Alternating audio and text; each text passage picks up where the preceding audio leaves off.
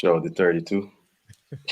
Good night, good evening, and welcome to another conversation at the Georgetown Tea House. Tonight we're gonna have a really, really good time. I have friends with me, but tonight we're gonna discuss what it means to be equally or unequally yoked and how can we measure compatibility. So I am asking you kindly, call a friend or two. Tell them the Georgetown Tea House is live and you need company. So come on and we'll be right back.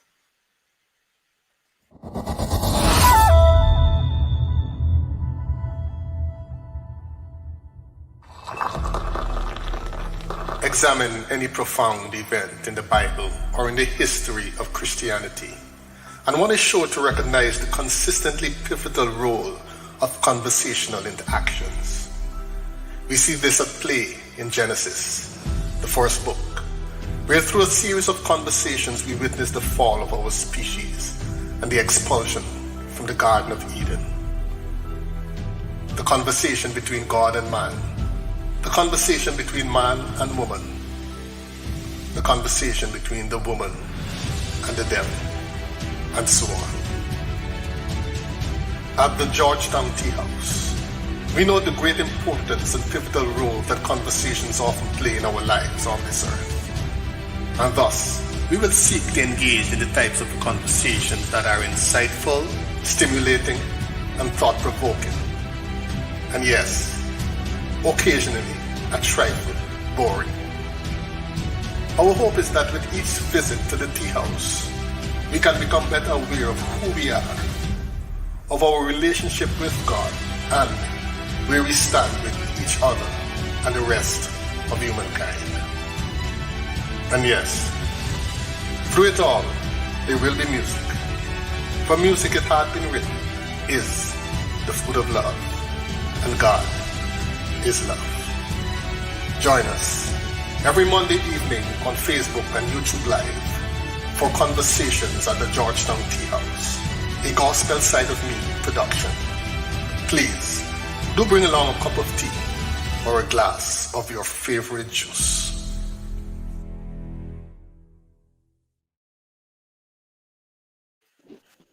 Okay. Welcome to the Georgetown Tea House, guys. Thank you for waiting. We're so happy for another Monday night and that you are here with us. We have some friends with us tonight, and I want to introduce them to you. We have Dallas. Listen, ladies, before gents, you should. Oh, Dallas, wait. Yeah, go ahead. Miriam, my friend Miriam Corlette. Thank you for visiting the tea house again. It is so good to have you. It's a pleasure to be here. Yes. And then I have my boy Dallas. Dallas is my friend. Dallas is a guy who don't know me very well, but that I know very well and love. Thank you for being too. Yes. Hey Marcel, hey guys, thanks for having me. It's an honor and a privilege to be here. And my dear brother, Uncle Augie. Uncle Augie got to lively things up for us. So thank you, Uncle Augie. We missed you. All right. So our friends in the chat, good night to you. Don't forget to tell us where you're coming to us from. We want to hear from you. We want you to share. Don't forget you share in the live. And if you're on YouTube, make sure and you're there for the first time, make sure you're clicking the subscription button and make sure that you're also clicking on the notification bell. All right.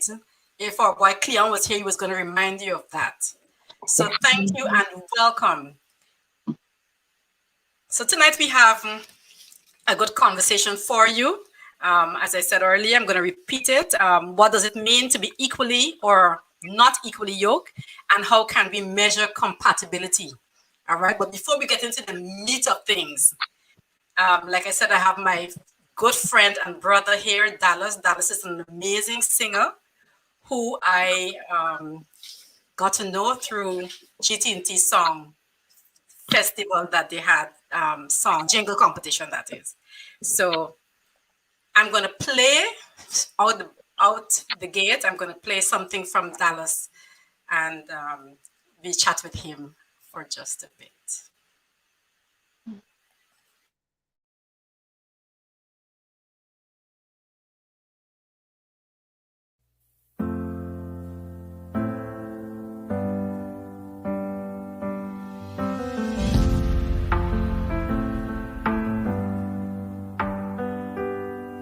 These days, the world is going crazy. These days, people live in fear.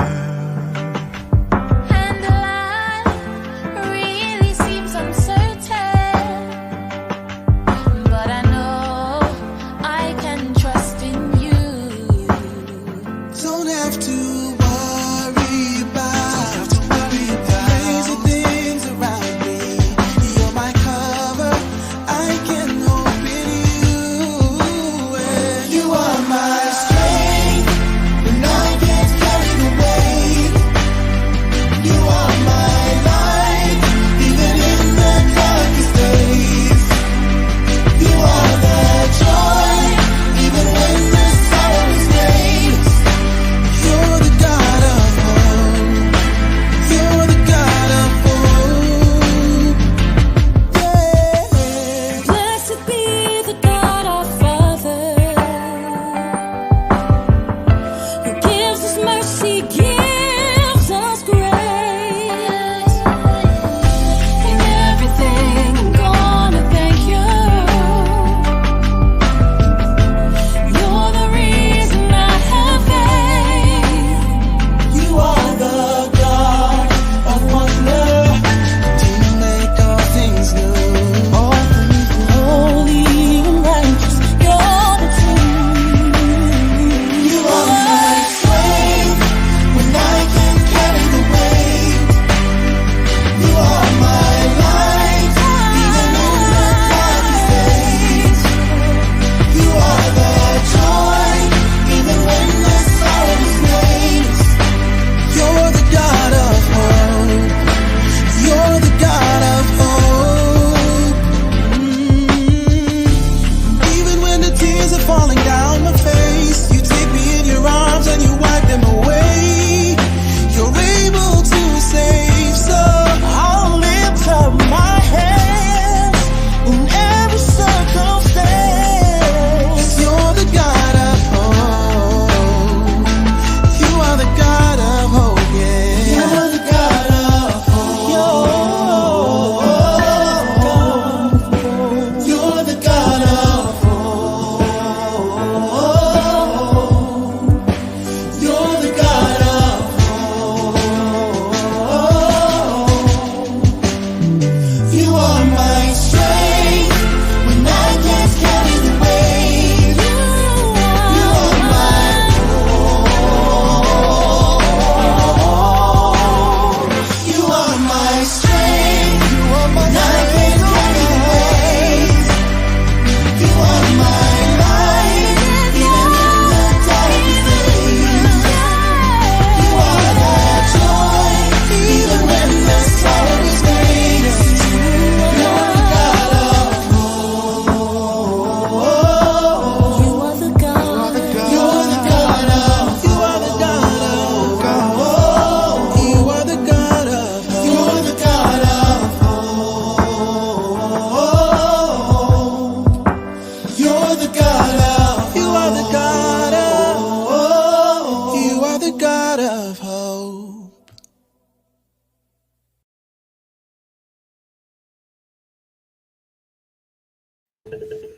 Amen. You are the God of hope. Amen. That's hot. That's hot. Amen. That was so beautiful. Tell us, Dallas, what was the inspiration for that song? That song was in really interesting time in my life. I can't get into too much about it, but coupled with COVID happening, um, the world just going topsy-turvy in the last year. Everything from racism, a lot of different current events and stuff. It really was just designed to point people back to Jesus. I feel like the last year has a lot of people had questions like Yeah. and a lot of my artist friends that aren't Christian, a lot of people from like Europe and stuff that I connect with over time, and they're like, yo, so this thing happening, like, is God responsible for it? Is devil responsible for it? Like, what's really going on? We need answers. So it was really designed to point people back to Jesus, even if that came out of fear. Like a lot of people were very fearful, and you know, disillusioned and anxious and all the different negative emotions that you could add to what was happening and probably still is happening in the world today. So that's really all it is. A song that's designed to point people back to Jesus. Excellent. Well, it sure did that for me. I mean, I'm a person who loves Jesus, and whenever I hear things, inspiration, it just, you know, it keeps me going. It keeps you going for another day. Yeah. So thank you so much for that, Dallas. But talk to us about what you're up to now. What you got in the works. I know you have you come from you've been in the music field for a long time, in the music business for a while. But what do you have in the works? Right now, I am enjoying doing a lot of things on the back end, which is pretty cool. A lot of writing and stuff for other people. Um, there's something huge that we're working on. Can't really tell you about it. It's something in the film realm. That's really what my goal is, to always have my music in film. And I'm working on a 7-song EP that I've been working on it for 2 years. That's going to be out in late summer. Okay. That we're planning a concert for and so on. It's going to be really, really, really good with what we're going to do with all the visuals and stuff. We're just trying to have a complete experience for people. Um, one, of course, point people back to Jesus, and two, just to have good quality stuff as a Christian artist, especially somebody coming from Guyana, not knocking my hometown or anything like that, but I just want us to be able to. I feel like every time I do something, that kind of like rests heavily on me, which is why I don't put stuff out often, because I want to ensure that, and when I release it, it's proper, because you never know who's gonna hear it, and then once you put it out, you can't get it back. So That's true. That is definitely true. Definitely true. But you know, I follow you whenever you go live. I pop on to say hi. I pop on to see what you're doing. So I'm happy that you'd have agreed to come and sit with us and chat thank with you. us. Yes, I Yeah, just no, listen, love you. I love your music, thank and you, I wish you nothing but the best. thank All you. right. Appreciate it. So feel free to share with us a little later if you can, Yes, and ma'am. also join the conversation. All right, Okay, guys, okay. it's so good to have you. Keep coming on, keep sharing the live. Good night, Blondell. Good night, Lindsay and Tamika and all the other friends that are on. I see you, my cousin Fiona. We're so thankful and happy that you're here. My favorite lady, Jennifer, she's there, and Sharon, who's always, these people are always there. They're our rock, week after week, Monday after Monday, they put aside whatever they're doing Yeah. and they sit by their computers or the phone or anything in the device, the tablets and everything, and just sit down to share with us. So we're talking about what it means to be equally or unequally yoked, and how can we measure compatibility. All right. So we're gonna jump right in, because I'm gonna ask a question with regard to friendship. All right. I know a lot of us got friends, and so oftentimes we don't think of friendship as us being compatible with our friends. But I'm gonna ask. So think about a good friend. I don't want you, and then you guys in the chat. This is for you as well as the panel. Um, think of. I'm so sorry, Lars. Yes, think of a good friend, and don't give us names, but tell us why you're compatible with them. So think of a friend, a good friend, and tell us why you're compatible with them. I'm going to start with Miriam. Well, I have had the privilege of having friends from since my oldest friends since we were 6 years old in first day of nursery school, well, primary school, prep A, and Oh we're still wow. friends to this day. And then my other best friend, she's in the States. She's we from the first day of first form, and we're still friends today. So I've had Okay. the privilege of having really long, lifelong friends. And one of the things that I would say that made us compatible is not that we were so similar, but the fact that we kind of complemented each other in ways that as we grew older as women, we were able to really be able to bounce stuff off of each other and be authentically honest and authentic with each other.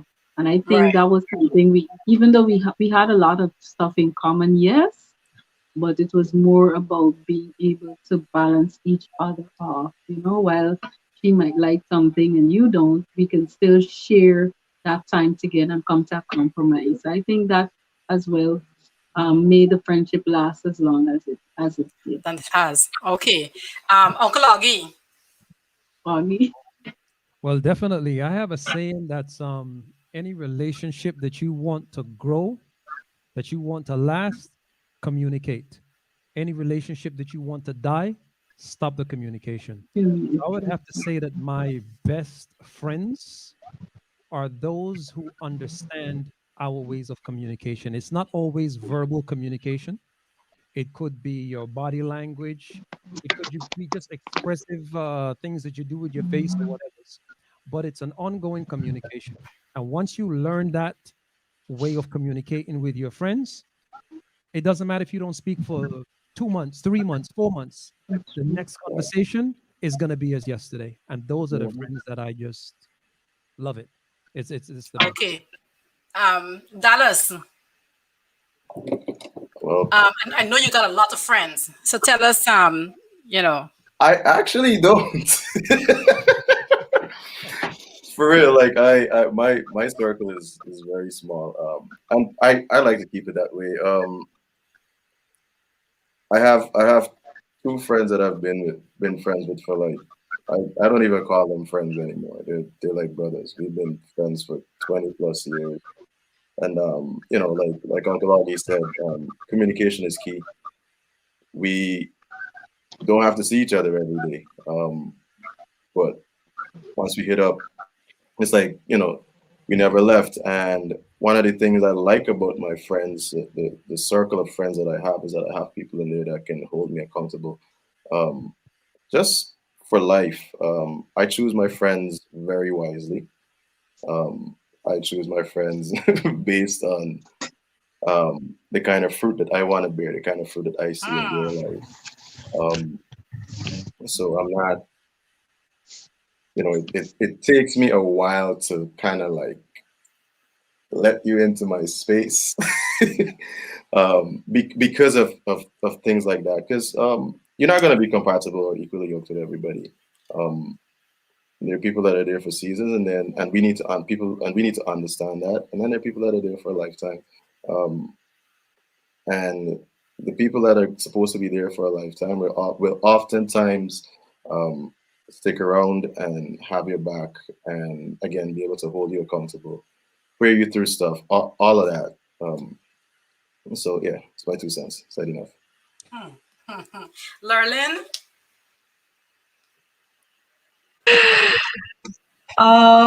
For some reason, this seemed to be a difficult question for me. But I think for me, the people that I'm most compatible with are those who are genuine, um, who are authentic. But yeah, but think of a good friend. Think of one friend that you have that is a very very good friend. I don't want names, but Uh-huh. tell me why you're compatible with her, that particular friend, whether it's a guy or a girl. Uh-huh. Yeah. Okay. So the reason why we're compatible is because um we kind of share the same uh the same genuineness about uh our interactions with each other. Um, we we are both in terms of sensitive Okay. to the needs of each other and of other people. Yes. Um, and we are very real. It's very difficult when we are not ourselves or have to, um, so to speak, put on a face. It's very difficult to play that part. It doesn't last for very long because the authentic self must come out. So I Okay. think, right. Okay. I have a follow-up question, but Clinell is asking what tea we're drinking. All right. And since you're in the tea house, Okay. you're obliged to answer. Clinell, I am having a blueberry tea. All right. This is good stuff. This is All right. actually That is what's in your cup. this is actually something called voice tea. It's like a real thing. Um, Voice. yes, voice tea is created by a lady named she's a vocal coach in Nashville, and it's really good. Like You see? um, they're different tiers for different aspects of using your vocal cords. So like there's stuff for speaking, people who are on tour, um, people who preach and all that stuff. So it's really good. It helps me a lot when I'm in studio. As a matter of fact, I told you when I'm done, I got a studio session, so Oh, yes. Oh, it, wow. You it, see that? it helps. Clinell, we got some information. Thank you so much. Thank you so much. Another question though, guys. Do you have do you have friends that you don't whose lifestyle is totally different to yours? Do you have any of you have friends that their lifestyle is totally different to yours? Anybody in the chat you can weigh into? Yeah, I know. Yeah, I'm I very think I think we all have those. yeah, yeah. Mhm. And how you still able to maintain them? I mean, despite the obvious differences. I think even though in those cases where their lifestyle is in contrast to yours, there is always something that brings you together, some commonality that brings you together. And so you kind of understand each other, so they would know where you stand with certain things, and you would know where they stand with certain things, and you respect the boundaries set up for each other, and you um, you have a more so to speak, non-judgmental kind of friendship. So because Okay. you're different from me and I different from you, um, it doesn't mean that you are better than me or I am better than you. You know, is Okay. just that we have chosen two different lifestyles and we get each other and we don't infringe on each other's boundaries that are set up. Okay. Anybody else? For me, I know that I got some friends that they call them the ruffians. Now the ruffians are not Adventists, but they know for a fact that whatever you need from me, you better get it from Sunday through Friday evening, and they respect my Sabbath. So Okay. we are different in what we believe, but at the same time, I respect whatever day they want, and they respect mine. And then they know when you come around me and my children are here, yes, you got to curb the tongue, and they're fully respective of the house, and that's where the communication comes in play. So I'm respective of where I go with them, and they're respective of when they come here, and so on and so forth. Okay. All communication. Uncle Augie, kindly raise your volume a little more still. I can still barely hear you, and your points are so great that I want our guests to hear. All right. We want to take Blondell is saying that she have friends with different lifestyles, but they click in at least one way, Yeah, you know. And so that one way is the like the connection to each to these friends. All I right, so think stay tuned, guys, and we'll be right back. We'll take a break and we'll be right back.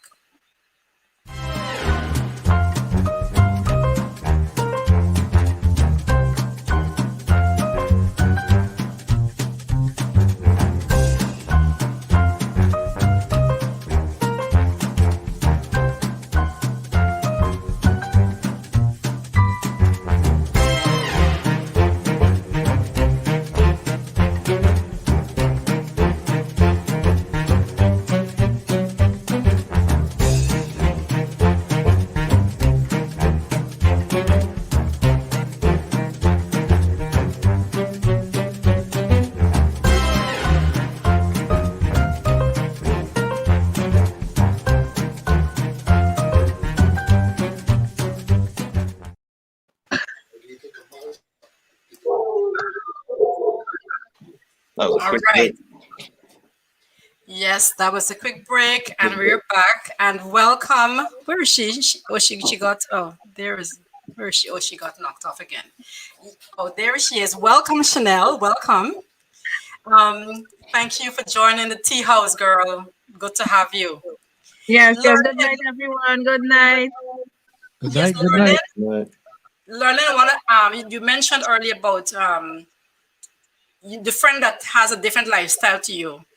Um, the person still gets you. That in order for you to be friends with them, is that they had to get you, right?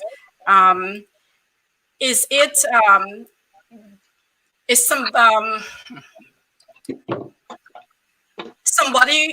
kind of marriage survive with somebody that is different to you in the same way? Kind of marriage survive with somebody that is different, that completely different in I would like to know, why are you asking these very hard questions? Um, can a marriage survive with someone who is the polar opposite or different to you? Um, I don't think if it's complete opposite.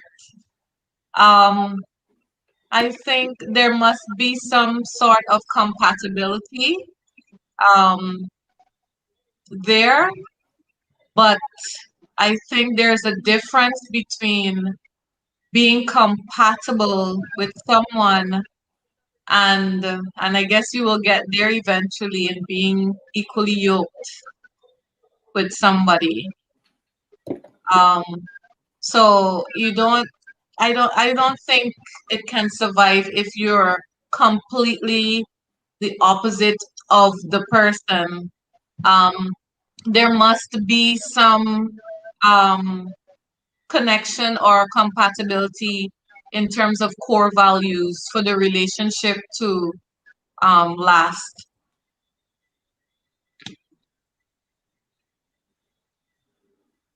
Hello? Okay, I was muted. I was muted. Um, okay, Chanel, how would you like to?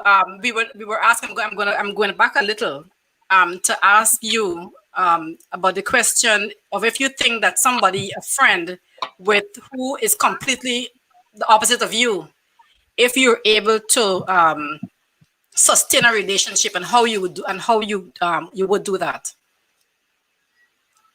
Well, I would like to support what I heard prior because I have many friends that are completely opposite to what I am in terms of work, social, the way we socialize, and the way we communicate with other people. And uh, there must be some type of middle ground. But outside of that, there must be some common ground, some common point, where you connect and you're able to see eye to eye. But then all of the other attributes may not be the same. So just mind your business. If it doesn't affect your, if it doesn't affect, our relations or communications, if there's a chance, or I can say, let's say it's some type of direction that's not positive, I can just, point that out and keep it moving. We can't really change who people are, the way they are, as long as our communications or interactions are positive and works for some type of influence that we may grow in some type of way from that. There's nothing for me to do. We get along.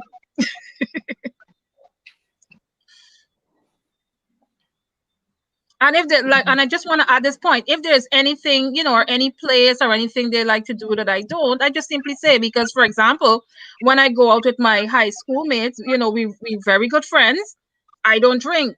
So they would like to call me, sister. They always tease me about it. I don't drink, and so they would always say, you sure you don't want to try something? We could stop it in your pores if you don't want. I don't drink, and they respect that, and they know that when it's my Sabbath, not to call, and not to, whatever they're planning, they plan around my Sabbath. Any birthday, any type of celebration, they plan around that because they understand that this is who I am. They respect it, and I respect them equally.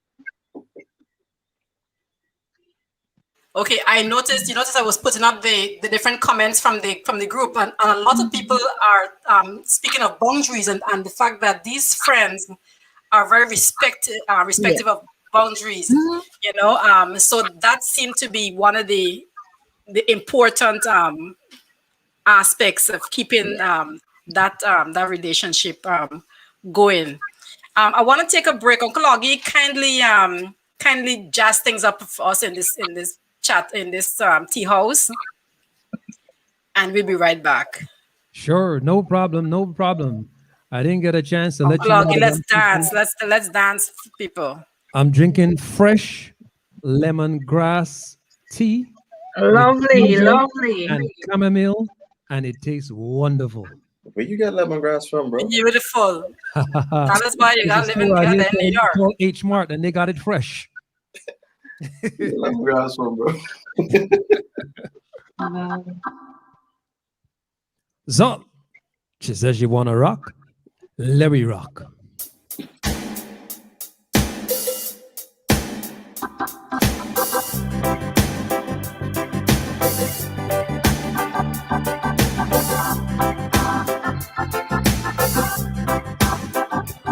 Oh, safe to the rock that is higher than I.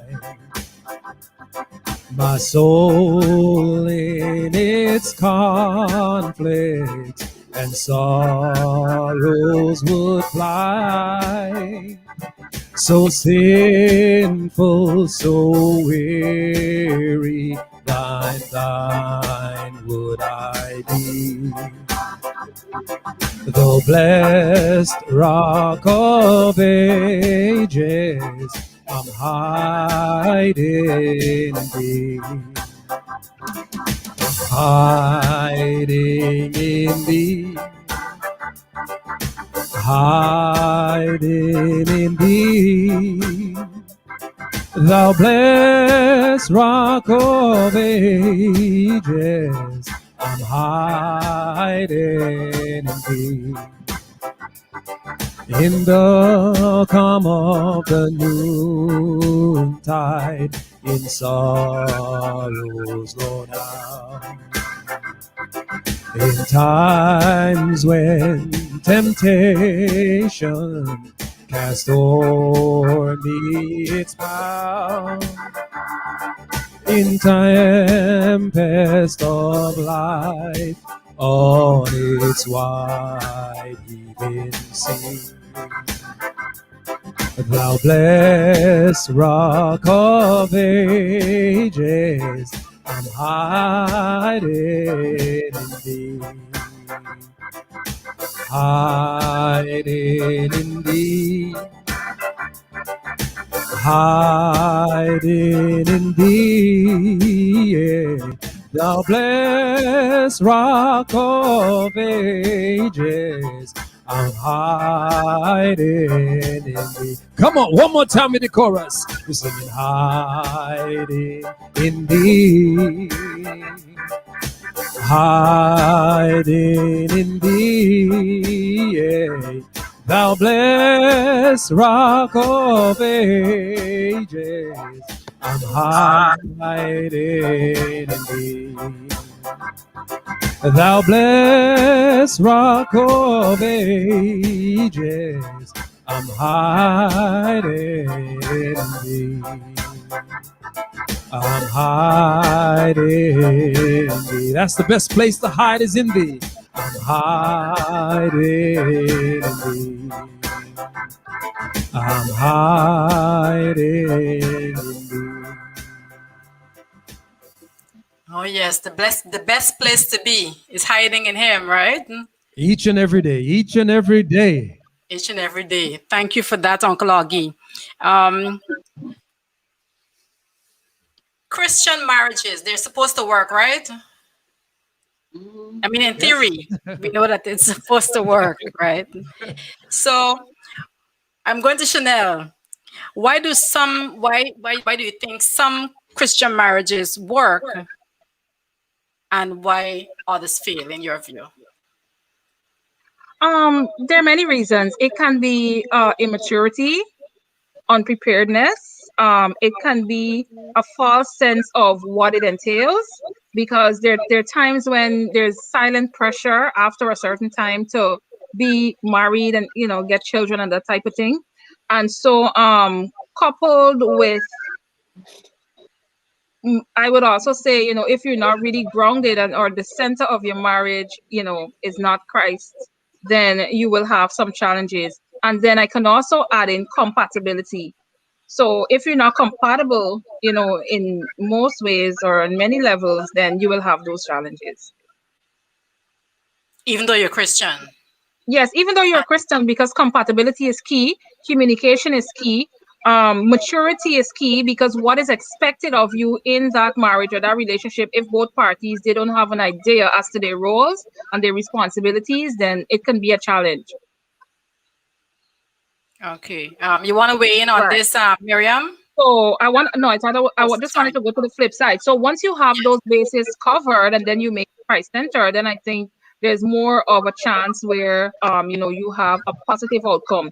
But communication is key. And what I miss, keeping other people's opinions, relatives' opinions, friends' opinions, keep other people, just keep other people out of that relationship. The only person that should be invited at all times is God.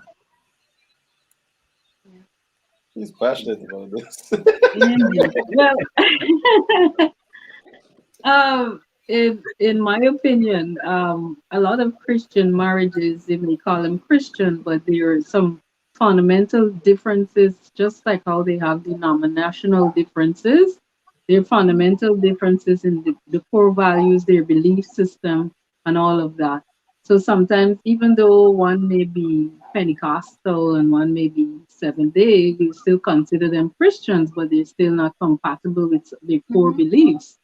So that could also bring issues. I do have a friend who married someone who is one is Christian and one is actually Muslim, and they get along very well because they had boundaries and stuff that they set out before. You know what I mean? So of course, Yes. when it came to children, they had to decide which church the children or which religion the children will grow up. But it really does depend a lot on the spiritual maturity of the person, because their compatibility they have mental compatibility, spiritual compatibility, different types of compatibility, and even financial compatibility. Where some people Right. might be literate in finances in this way, and while you marry somebody who's just a spendthrift, who's totally literate Because when your it comes value to system, finances. right? Right. So in every aspect of life, I do believe that compatibility does play a part. But I like to share this with what I would call the 10 keys for a successful relationship. And of course there the five C's that are very, very important, which is the first thing you need is chemistry, which is basically the initial attraction, or that connection that draws two people together, and it's actually the glue that keeps the flame burning. Then, secondly, the speaker before me spoke about communication, right? And of course, communication covers a lot. It's important to every relationship. And of course, while we communicate, we must be cognizant of what I would call the three T's: your tone, tact, and your timing. You have to ensure that when you speak, it's not just what you say, but how you say it. So when you communicate, even if you're communicating to a dog, they may not understand the language, but your tone would convey. So I Sentiment. think that is something that even couples disregard a lot. The other one is, of course, what we're talking about all night: compatibility. Do we really complement each other? The attraction must be mutual, based on respect, and of course, respect others' unique qualities, and look beyond what we call the peripheral, and look at their intrinsic core values. Is it compatible to mine? Because people might be totally different, like different things, but at their core, are you Yes. compatible? It's Yes. just like when we try to use iPhone and the Android, the differences and all of that. Then the They work fourth the one same. is Yes. right. The fourth one is what I would insist would be compromise or consideration. And I've heard many people say love equals sacrifice. God loved and he gave, he sacrificed. Are you willing to compromise? Are you willing to consider that person? You know what their uniqueness, and consider their needs even above yours. You know, it's not about sameness, but it's about a lot of times blending that uniqueness of the individuals together to come to a compromise. And then the fifth one is actually commitment. After you've gone through all those steps, are you willing to say, okay, I'm willing to say, well, I'm ready to spend the rest of my life with this person. I'm ready to get engaged. I'm ready to, get married, all these things. And of course, the pillar, the foundation of everything should be built on mutual respect, right? Because if you don't have respect, even when currency is not available in jail, respect is paramount. Mm. So I do believe that once you have those pillars, those qualities in any relationship, it is very likely to survive. So even if you have differences, once you have those foundational pillars, it is very likely that the relationship will survive and So thrive. can I weigh in on that? Yes, you can. So Yes, I've been married for what, June is going to make 7 years, and there's a lot of things I've learned along the way, and what I think a lot of people like perception and reality. I think a lot of young people and people generally have this perception of wedding more so than marriage. Um, wedding is more celebrated than the marriage. Mhm. And go into it like not really talking about stuff. Because for some people, a woman might want 3 children, a house in the suburbs, picket fence, and a minivan. That's part of her goals within the marriage. Meanwhile, guy wants a condo in LA, a convertible, and probably don't even want children. And so it's like stuff, we don't talk about. Marriage is worship unto God, hands down. And listening to stuff and like going through certain marriage classes and stuff really made me think about um, the man's role, like, loving your bride as Christ loved the church. What Christ really did for us was pretty much put his head out there to be cut off for people that he really I won't go out on a limb say don't know, but really don't know. Like just dying for millions and millions of people on the earth who probably gonna sin and sin and sin and sin. Um, but it made me think like, do I really love Christ as much as I say I do? Because if I really did, then these things wouldn't be an issue to do. And so I'm saying, so it's a lot of things like we compatibility goes beyond the goo goos, gagas, and giggles, and I love you, and what are our goals? What do we want to achieve in next 2 3 years? What you know if if I get sick and confined to a wheelchair, are you willing to take care of me? Or would you walk away?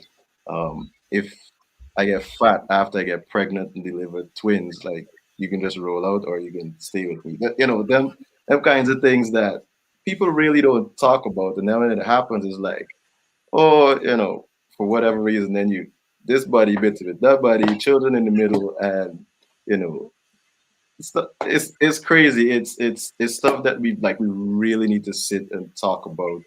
Um, and should we just educate ourselves before, because at the end of the day it was not intended for us to separate. Like there's so much more that can go into that, because you marry somebody, there's two become one, there's soul ties, you divorce, you end up with somebody else, and piece of you all over the place. Like there's so many different things that that could go wrong if you really, one, don't pray through like your decision making process, um, and then really having real, legitimate, gloves off conversations that will make you decide, yo, there's a pastor that mentors me. He's like, yo, at the end of the day, you got up until you at that altar. And if you decide to change your mind and you don't feel comfortable, change your Change your mind. mind. I don't care how much money spent on suit, dress, whatever, whatever, whatever. Walk away because it's gonna be it's so much more damage control in the long run than if you just, you know, first of all take the time or possibly just be mature enough to say, yo, I'm not ready for this and part ways. Dallas, you've made so many big points. Um, I'm gonna let Lauren weigh in on some of the things that you mentioned. But the first thing that Chanel mentioned earlier was immaturity.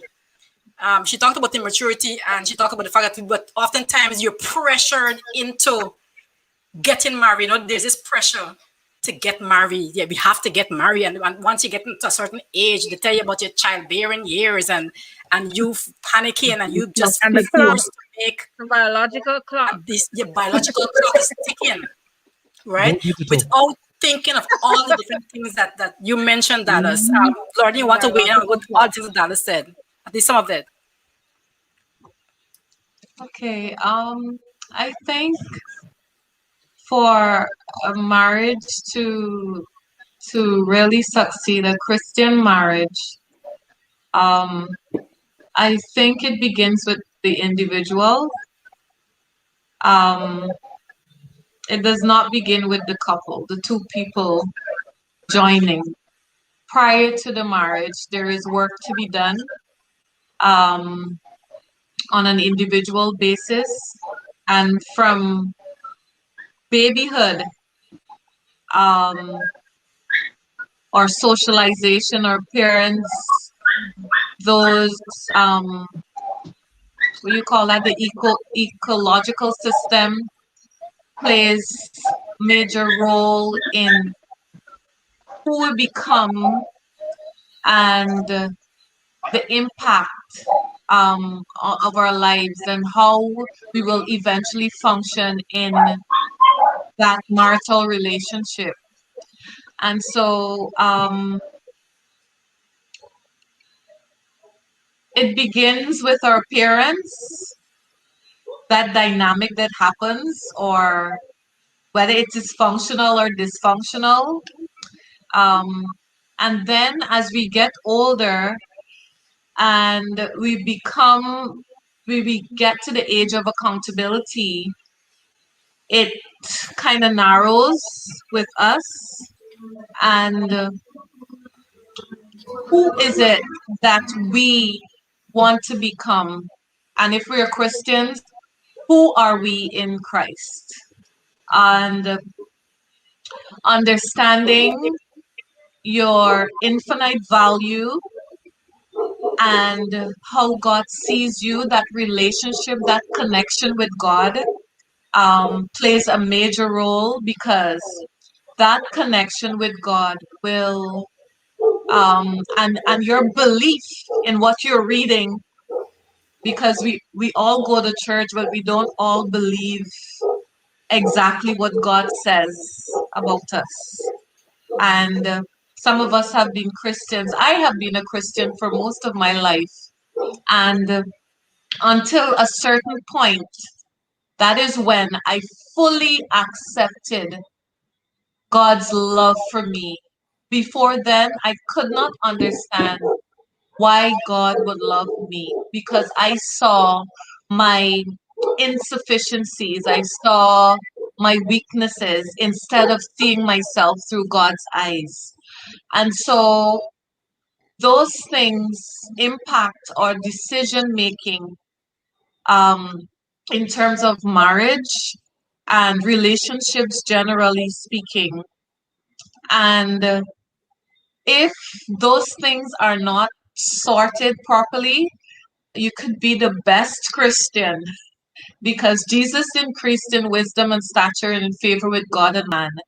And if those things are not balanced in our lives, we could be praying every day or going to church, Sabbath school, AY, and everything, the works, but we are not connected and we don't truly believe God says we are, then we're going to make poor choices as young people, as older people, and when we make those poor choices, um,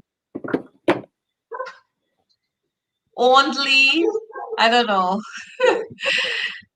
I don't know what can resolve that dynamic. So in other words, in order for a marriage to succeed, a Christian marriage to succeed, an individual must first be real with who they are and see themselves through the eyes of God. What is God's plan, purpose for my life? And does this man or woman fit into God's plan or purpose for my life? Does this man or woman treat me the way God would treat me? And Dallas spoke about, or it was, I can't remember who spoke about, where loving your wife the way God loves the church, and wives submit to your husbands as unto God. So it is a reciprocal relationship. Okay, so it's a reciprocal relationship, and if if if if my husband or if your husband doesn't love you the way unconditionally, the way God loves you, and you respect him based on that love relationship, submit yourself to him, then it's gonna be difficult for the marriage to succeed. And I know there's a lot of talk about, we hear a lot about women, and I'm gonna end soon, sorry. We hear a lot of talk about women, submit yourselves to your husbands. That's great. But the relationship, if we look at the relationship, the dynamic with Christ and the church, Christ came after the church. He came to rescue the church, his bride. He poured out himself. He gave everything for his bride. And he is asking us basically to kind of receive all of that. Whether or not we receive it, he has given it. And so with the husband, in order for that dynamic to be balanced, a husband must first lead as Christ led, in giving everything, in leaving everything, and in pouring out everything for his bride, for his woman. And so the submissive aspect of that relationship becomes better when you really embrace that. So for a big part of it, though a relationship needs two people to give 100%, I believe that two people must give 100%. I believe that the way, and this is not bashing men or anything like that, I believe the dynamic of a man, how a man leads in that relationship will help in the success of that marriage, and vice versa, that woman submitting to her loving husband. Note I say her loving husband, and all of this has to come before the marriage. Okay. That mindset. All right. Sorry, it was a No, lot. no. That was good. We'll pick up from where you left off. We just take a break and we'll be right back.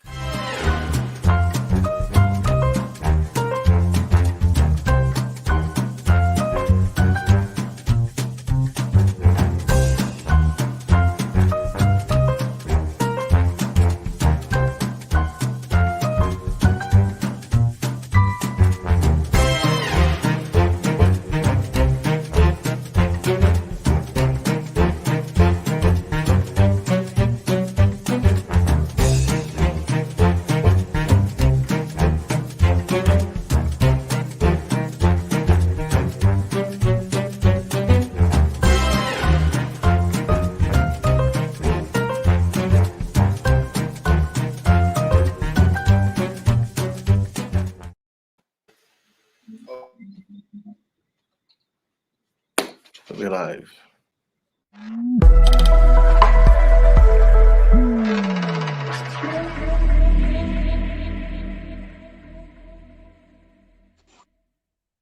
Hmm.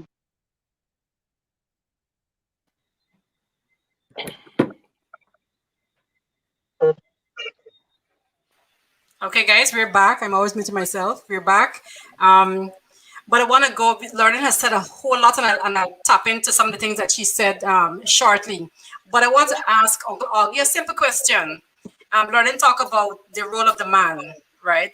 Tell me, Uncle Augie, the importance of laughter in a marriage. Especially after a heated argument. What's the importance Laughter, of laughter? Yes, having a good laugh. laughter is very important. It's a way of when you're laughing, it's very hard to be upset.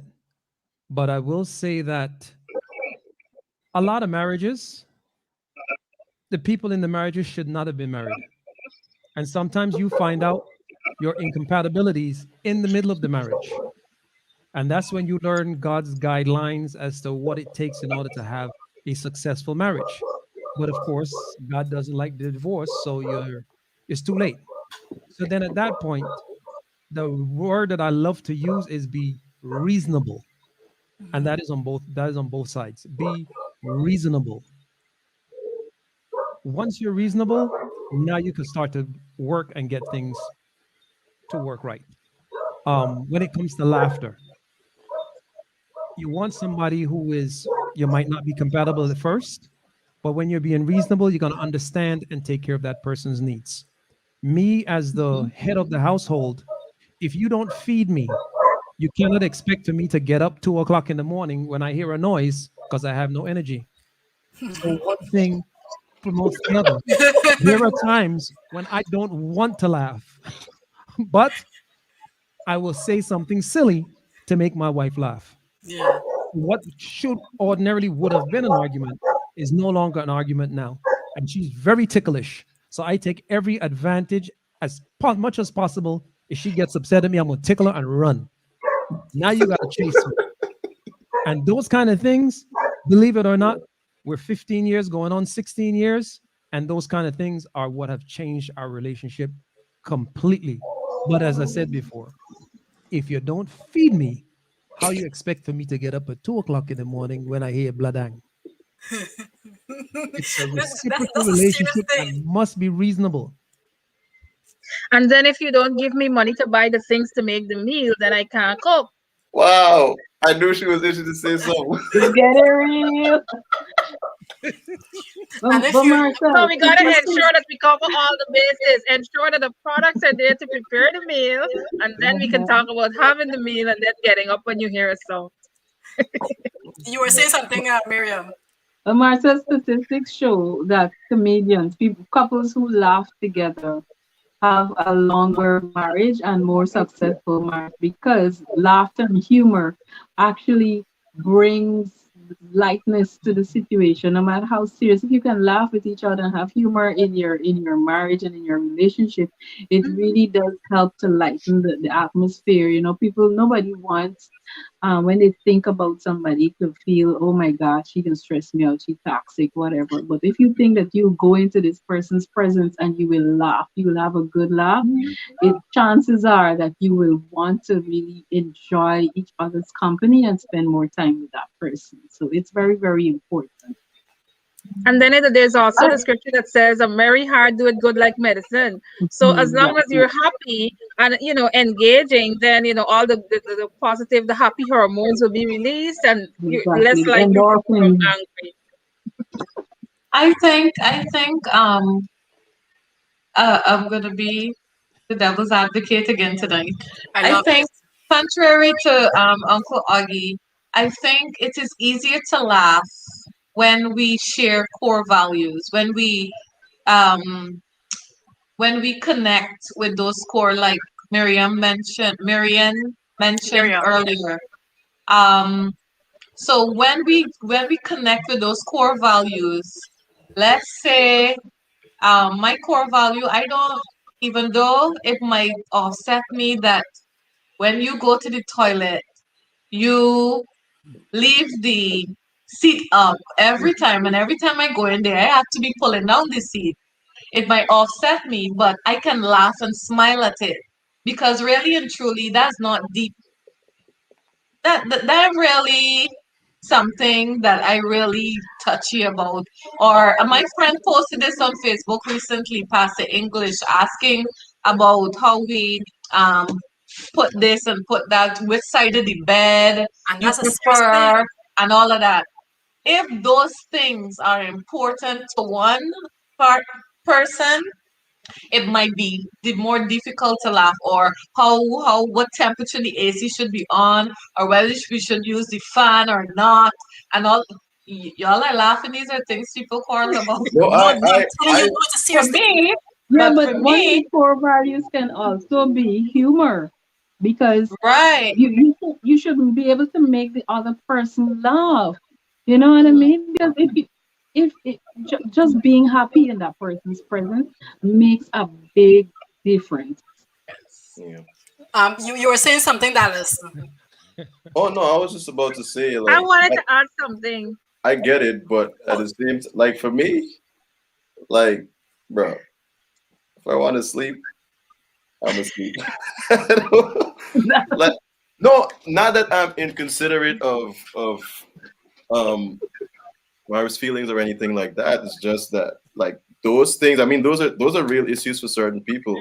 But then for me, it's like, what's the for me? What's the point of using all of that energy to create tension for something that one out of the two we could move in like 2 minutes?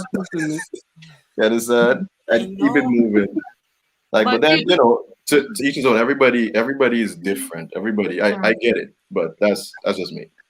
yeah, and and Marcel, and I that wanted is to and add. that is what one Yeah, section go now. ahead, Marilyn. Go And ahead, Marilyn. I was going to say that sometimes that is what creates the tension, is that you don't see anything wrong with that, but to the other person this is important, and so you make light of the situation.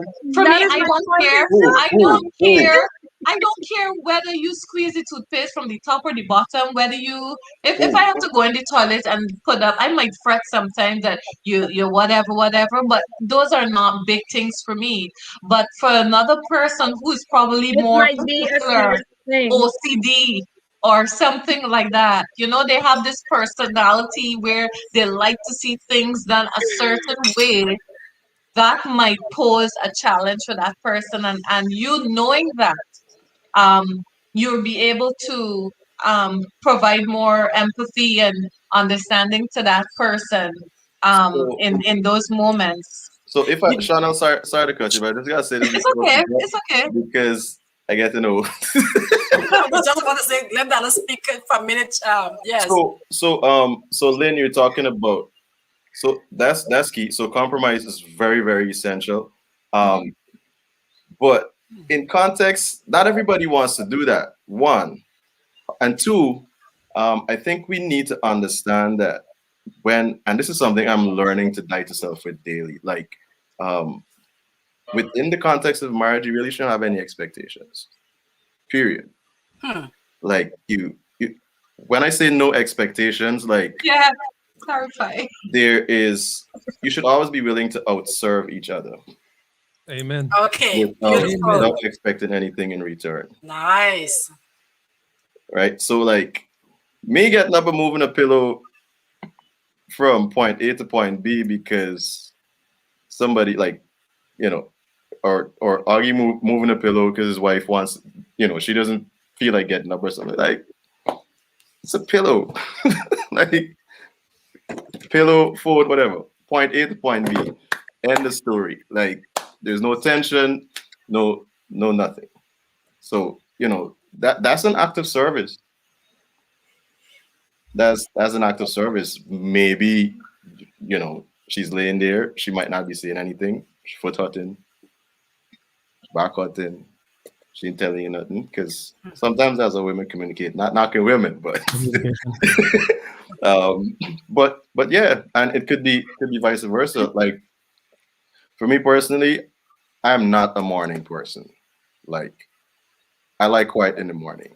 I know that this is how I get up in the morning. I just want to be able to be quiet and get mentally prepared for whatever.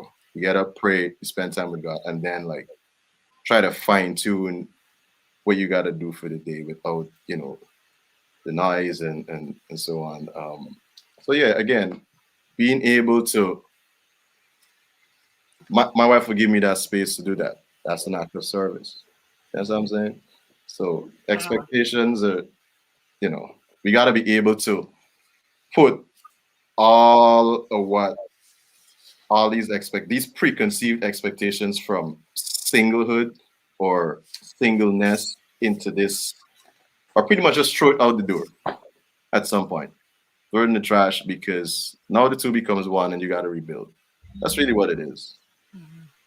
But Dallas, I could actually put the word there should be not just no expectation, but there are reasonable expectations. I can Like agree when with you go into any relationship, any workplace, reasonable expectation is that you yeah, get paid at the end of the month or every 2 weeks. You know yeah. what I mean?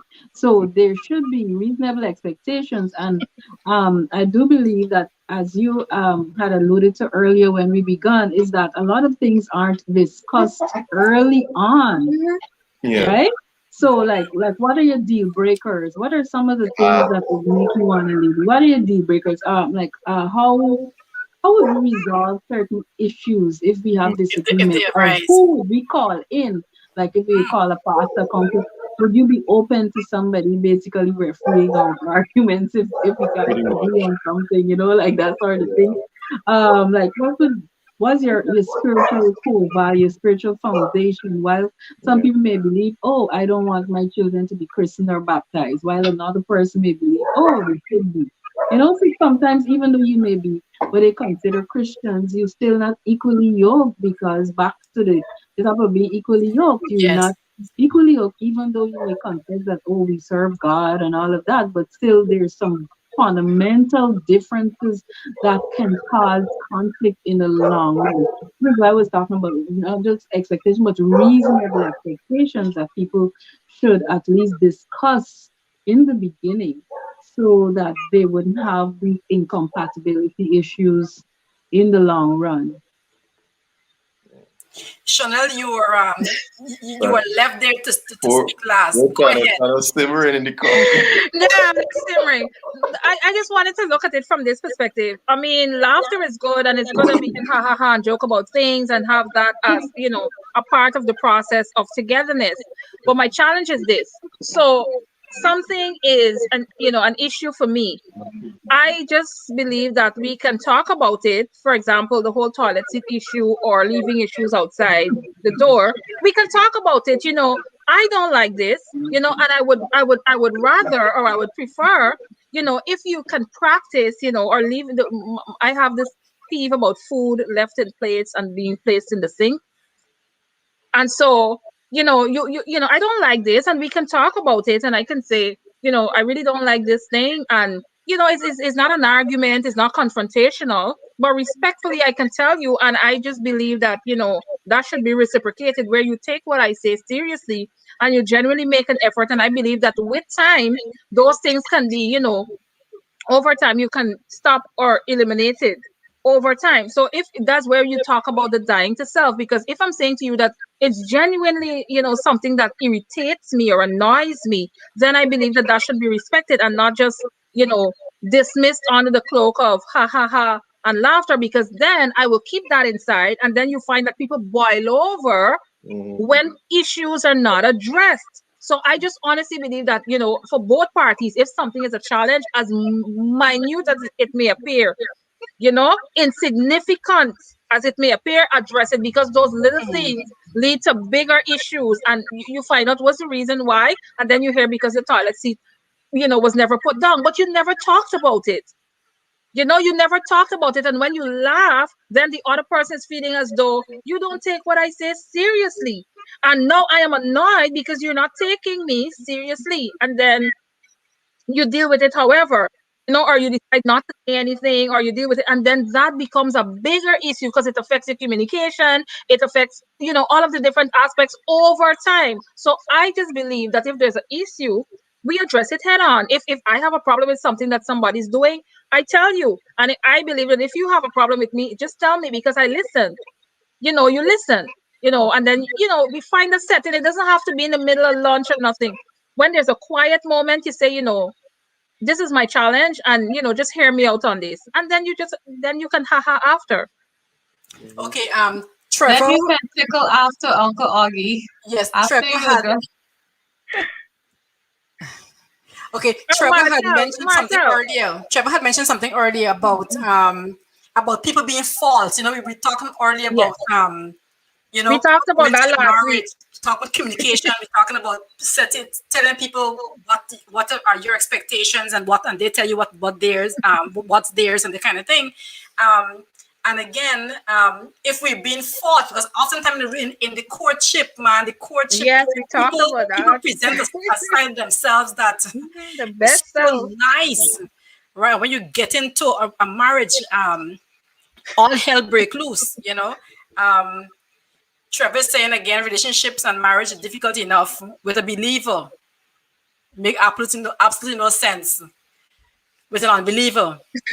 Um, but the thing is, I'm going to ask an unbeliever: how many unbelievers are there within the Christian church? And and across all denominations, whether it's Pentecostal, Adventist, Catholics, whatever, right? So you have an unbeliever right in there, right? Who profess to believe, but who really and truly don't, because based on the actions, just putting that out there.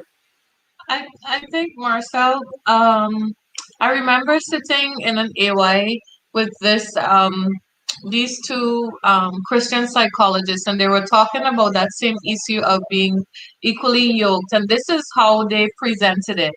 And I think I heard a pastor preaching about it in terms of back in the day, in terms of how they have two animals yoked Yes. together and they're moving in one direction and they can't be tied together and one going east and one going west, then it will cause uh, Friction, yes. friction between the two people.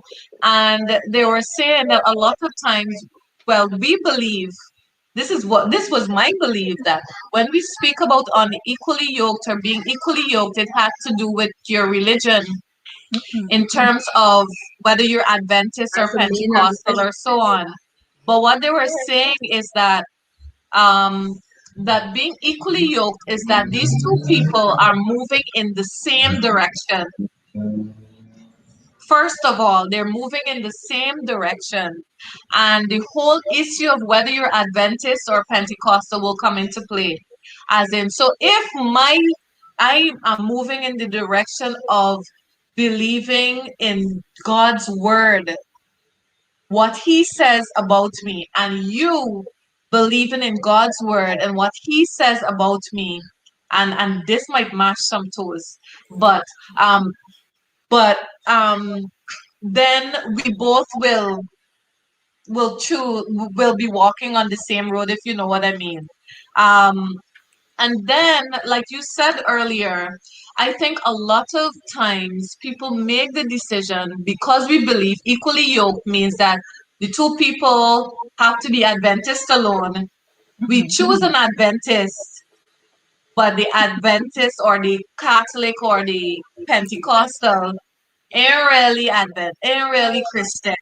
They're just Adventist, if you get what I mean. Yes, Or very they're clear. just Catholic. They ain't really Christian, In name right? only. That's what. Right. So I think we have to be very careful when we're guiding young people that we don't say to them, make sure you marry an Adventist man, like in our church context. Or if you're Pentecostal, make sure you go marry a Pentecostal man, or a Pentecostal woman, because that way you're equally yoked. You tell them, make sure you marry a Christian man Who or love woman God. who believes in God. And when those things are checked, we will get to the point of where we have this big debate, and this About forum is not for that, Sabbath or about whatever else. Sabbath and all of that. We will meet at those points when we are following Christ. So don't look for an Adventist man, look for a Christian man that Yeah, I All think right, let's take Cindy. a quick break. Dallas, before you speak, I want you to sing. So just give us something, guys. We have Dallas Fort in the Oh house, wow. my friend, and he's here with us this evening. He along with Miriam Corlette, my other friend, and I want him to sing for you.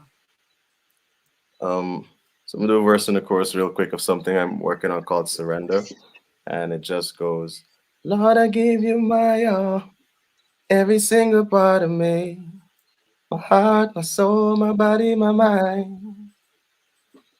So today I surrender, don't wanna race against the time. Down on my knees and my hands are lifted, and I cannot imagine my life without you. Life without you, no. And I can bring myself to do life without you, life without you. So I give you me, take all the imperfections, yeah, all of the messed up choices. You know me better than I could ever know myself. Take all the broken pieces, self that I've never needed. Take it and make it, mold it and shape it. I surrender. There you go. Oh, beautiful! Well, I can't wait for that one to come out, Dallas. Just make sure that when you bring it out formally, make sure you come back to the Georgetown Tea House and share it with us first. For sure, for I'm sure, demanding that is shared with us first. for Now, sure, for sure. we're gonna take up the same point that Lorlin was talking about. So often we, as I was about to say, young people in the church. I'm gonna still say it, young women in the church, like myself. Um, all along we grew up with this thing, thinking that okay, we have to marry somebody who's an Adventist. You must. There are no questions. If you even think about it. In fact, did anybody ever think about doing it? I mean, if it was really frowned upon, in my opinion, and so you dated people within the church, and it really, I mean, it left a lot to be desired, because after Sabbath sundown, I mean, it didn't work in. But but we had, but we still held fast to that, that thought, that rule. And then we were scared into, if we ever think about doing it, all the bad things that would come of it, right? Um, but now that we're older, we understand that it's a relationship with God. Having somebody who respects, who, if not believe in God the way you do, respect your beliefs. Somebody's talking about unequally yoke is more than religion. It encompasses education, class, belief, right? So you guys can take it. Yeah, I So mean, I think Cindy Hackett, like she's in the Yes, comments. She said, people need to be first yoked to God, and God yes. in turn will give the husband and wife wisdom, knowledge, and understanding to work with the issues to remain bonded. That's really really important. I Thank think you, like, Cindy. I think we I think we just a lot of times we just get caught up in like the physical nature of life. And this is specifically for Christian people, or quote unquote Christian people. Um, Not knocking a person that's unsaved or anything like that, because we're supposed to be the standard. We're supposed to set the bar, and I don't expect somebody that's unsaved to do something that's saved. And so I'm saying like it it that would be, yeah, everybody has a moral compass and stuff. But when it comes to really like the deeply rooted spiritual aspect of it, I don't think people really look to God anymore. Like God really, what is your will? What is your plan? What is your purpose? Um, for me on this earth, like what would you have me do? Like fervently, where do you want me to go? That kind of thing. I've had instances, and I could reference music now, like where I've like there's this intercessor that really used to cover me when I was traveling a lot. And she said you need to understand, if you're going to grow and fulfill God's mandate for your life, everything that you're called to do, you really shouldn't go to. Um, she said the money's gonna look nice and everything will look nice, but then there are times that God wouldn't want you to go there. And I've proven that there are times when I was disobedient because the money looked nice and I went in and I felt terrible afterwards because I really should not have been there. Really should not have been there. And I'll give you one more example. And I can, there's a particular worship artist that we all listen to. Um, and he had a project in his early stages and he spent about $40,000 on it at the time. That's a lot of money, US. And he said God told him not to release it, Not to. not to release the project. Okay. And he didn't. I was like, bro, in my head, God, me, you would have got to talk again because there's a lot of bread. but but in his obedience afterward, like because he didn't release it, and no, he spoke about it once or twice on a few interviews, and nobody besides him and the producer knows what it sounded like, and whoever was working on the project with him at the time. Because of his obedience, nothing else that he ever did, well, rather everything else that he did after has always been number one. Oh, Every time. wow. Every time. That's true obedience. Every time. So yeah, we gotta be willing to, like Cindy said, be yoked with God and be obedient. I'm sure, there are times human nature takes over. We ain't gonna always get it right because we imperfect. Christ came to die for our imperfections. But at the same time, Miriam used the word earlier, our commitment to God will do so much for us in the long run. Yes, we could be winding down with our time, but we want to just close by talking a little quickly about the importance. Just we want to stress the importance of when you're dating to ensure that, I mean, we're not perfect beings and we can't always get it 100%, but the importance of really trying to understand the person with whom we're committing ourselves and our lives to. Anybody can just talk about it quickly. If we are really Christians and not churchians, but if we're really Christians, we are committing ourselves to Churchians. Christ. I gotta remember that. We're committing ourselves to Christ first. That means in order for you to be a Christian, there's certain rules and regulations that you have got to follow. Two cannot walk together unless they agree. And God is a God of order. So if you are really and truly dating a Christian, there are just certain characteristics that are going to come out. Yeah. So if we are following that, something as simple as a toilet seat being down, I don't know who said that it's supposed to be down. I said that. But if it's supposed to be down, you cannot be complaining about what gets on top of the seat. So you got to make a choice. But these are the little things that you say, okay, all right, good. Fighting words, fighting words. You're going to make compromises. Me personally, I don't have that problem. But if it was a problem, I would go and run and pull it up and run away. You got to chase me. That's what I'm going to do. But I'm saying that in all seriousness, your relationship, you have to make sure. Quite often we get on our knees and we say, God, send me a Christian man. He sent you a Christian man, and the Christian man got a big gut.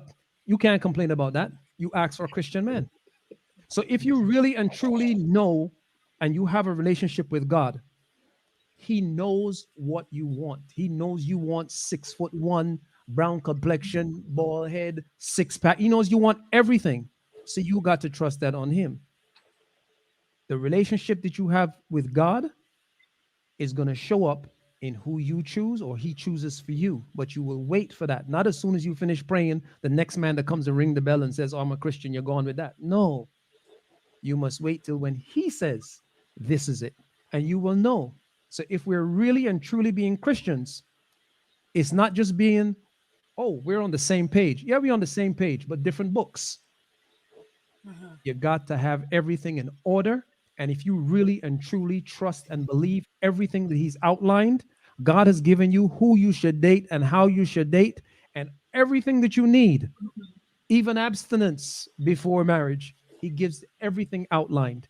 When you get married and you have nothing to compare it to, guess what? Your relationship will be different. God knows what He said and why He said it.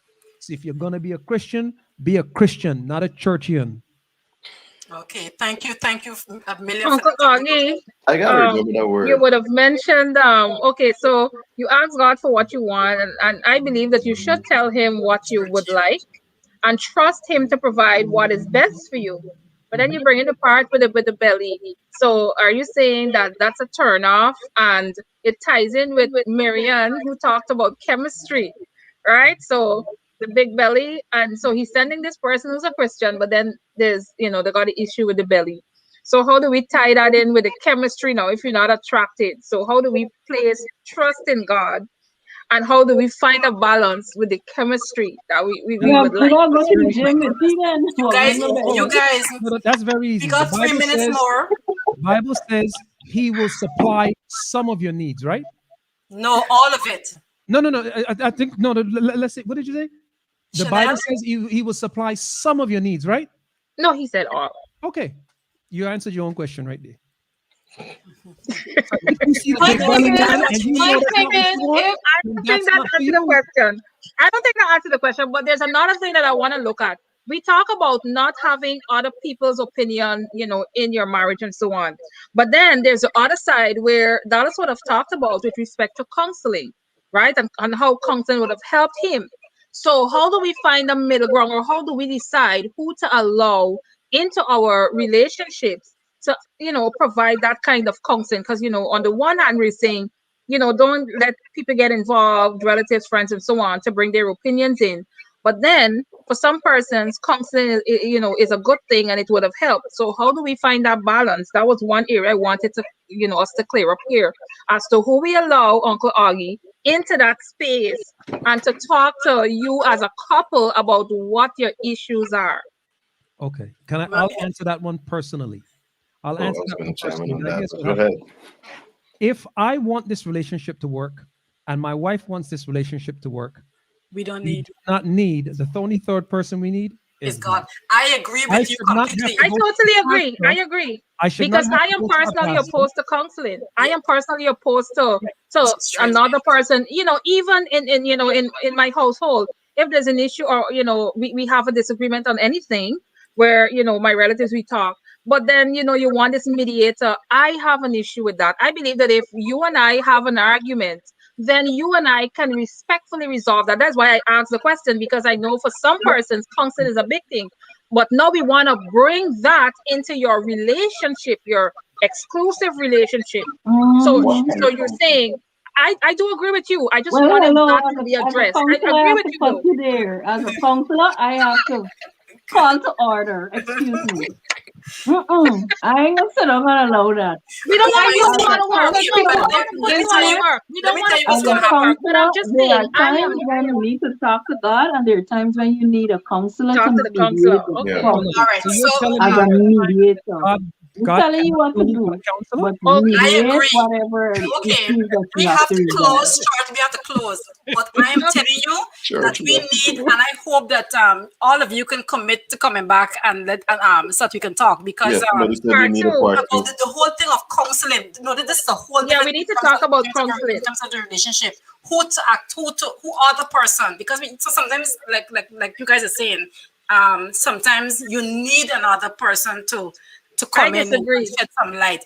No, I don't. I'm not a counseling Marcel, person. she I don't. wants to put people like us out of business. So She's wrong for that. I'll say She's this. wrong for that. I think, in as much as like I get where Chanel is coming from, because I believe that there are things that can be worked out, but I also agree with Miriam and Lynn, because there are people that there's something that is called your blind spots, and there are people that can see stuff that you can't necessarily see, and Miriam it's is saying amen. sometimes is necessary, for that. Like, there are things that, as a human being, as a young man, that I have people that I trust, like men that mentor and can speak into my life, that they can see things that, yo, Dallas, and hit me across the head and be like, yo, you're screwing up. You know what I'm saying? So yeah, I think it's in as much as we like to, I think in as much as we like to put the spiritual of it, which is very important as well. I think there has to be a lot of practical application um, to what we deem marriage these days.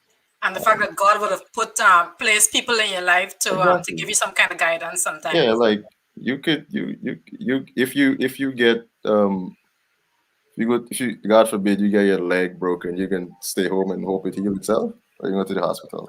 That's a different dynamic. But No. Marianne, I'm willing to hear Okay, your perspective. Miriam. So the next time we meet, we're gonna talk about that. Yes, Different Miriam. I people. know you want to say something like that, a last something, and then we'll just say our goodbyes. And guys in the chat, thank you for being there. Thank you for always putting in your 2 cents. We really encourage you to put in your 2 cents. Thank you so much. And we will pick up this conversation on counseling and marriage. You know, there's so many things to talk about on this subject, and I hope I have all of my friends that are here again with me. Please commit, please. Yes, Yes, I'm let me committed. know. I want to hear Marianne the next time. I don't want to put her out of a job. exactly. Yeah. Yeah. All right. So thanks again, Miriam. Um, Thank you so much for coming on, for putting in your 2 cents. We really appreciate it. Dallas, thank you for singing for us, and Pleasure. for Thanks for having agreeing me. to. And guys, you can go follow Dallas on I All am platforms. Dallas Fort. Yes. I am Dallas Fort on all platforms Yes. Go follow, for follow. content. All right. Yeah, So go follow him. Go check his website. IamDallasFort.com. yes. And it has everything about him.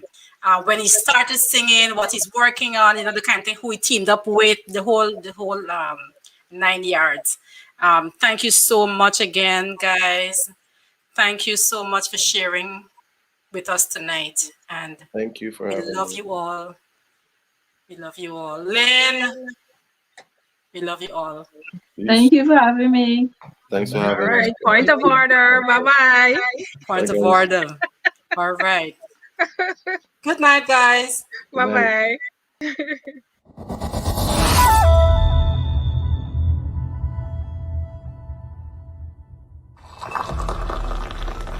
Examine any profound event in the Bible or in the history of Christianity, and one is sure to recognize the consistently pivotal role of conversational interactions.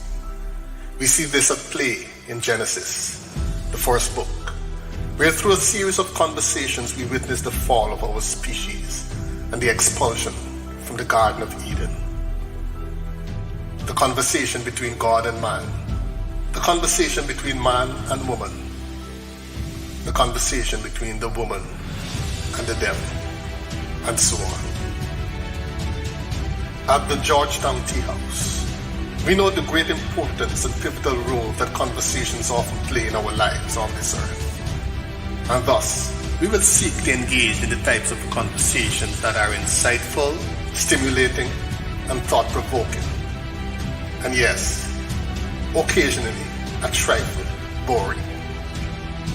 Our hope is that with each visit to the tea house, we can become better aware of who we are, of our relationship with